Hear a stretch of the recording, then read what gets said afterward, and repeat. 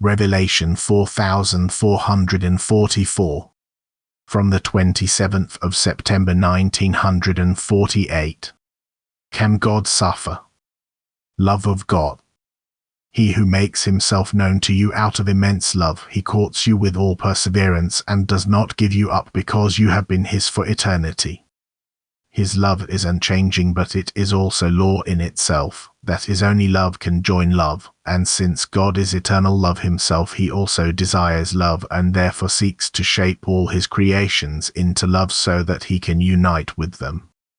And thus he seeks to win the love of his creations and has no other aim forever, because the union in love means beatitude for the creature and also constantly increases God's beatitude. God is perfect and, as a perfect being, able to give unlimited beatitude, but conversely he also wants to receive it from his creations which have emerged from his strength of love. But preparing beatitude always presupposes love. Hence, if God desires his living creations love because he wants to give himself to them, the lack of love must also restrict the giving love. Thus, although it cannot diminish itself, its strength will nevertheless be limited, which also signifies diminished bliss. In the abundance of divine love only worth mentioning when almost all creatures turn away from him, thus deny him their love, a state which occurred at the end of a redemption period in creation. Then an incomparable longing takes the place of beatitude, which, although it is not suffering as on earth, nevertheless brings increased will to help and exceedingly great mercy to be released.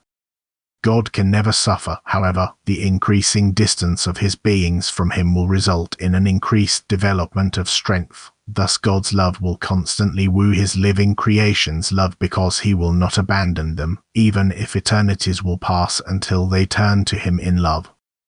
A state of suffering would only occur if what once originated from God's love were irretrievably lost to his adversary, which, however, is never possible because the abundance of divine love allows nothing to be lost. Indeed, it even wins his adversary itself, albeit in an infinitely distant time for which no human estimate is possible anymore.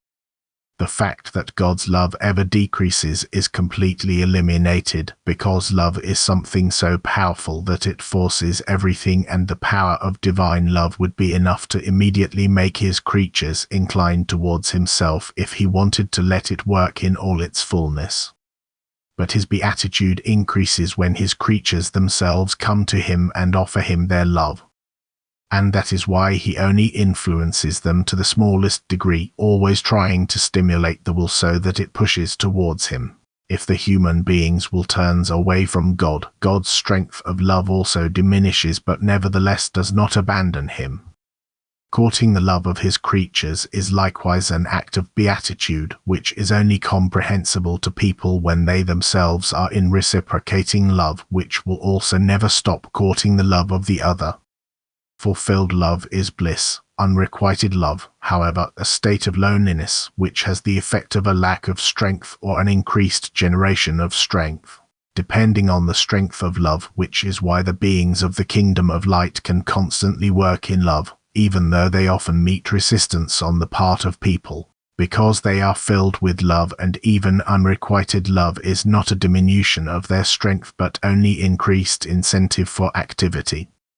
People on earth still need an influx of strength which comes to them through love, and therefore lack of love also means lack of strength and urge to be active for them. Thus it is felt as a state of suffering. Yet the human being remains aware at all times that he is assured of God's love, that the human being's love will always be reciprocated if it is meant for him, and that his love is the true beatitude for everyone who desires it. Amen.